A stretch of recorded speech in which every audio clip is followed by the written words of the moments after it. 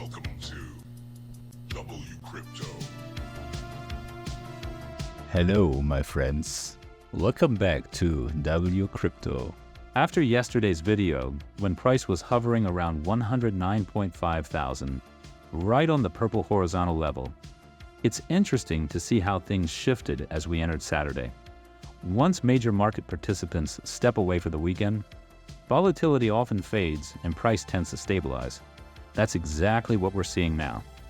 The money flow indicator, which had been negative during the week near minus 24, has now crossed back above zero to around plus 7.5, showing that inflows are finally overtaking outflows. In simple terms, more demand is now entering the market than leaving it. On the 1-hour time frame, the MACD remains slightly below the signal line, a sign of short-term hesitation. But on the higher time frames, both the money flow and the MACD stay in the green, with the MACD line still above the signal line. That combination supports the case for another potential upward move once short-term momentum catches up.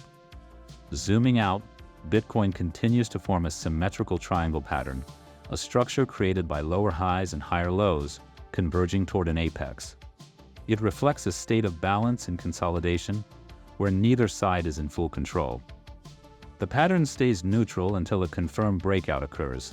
Traders are watching closely for confirmation above or below the yellow trend lines.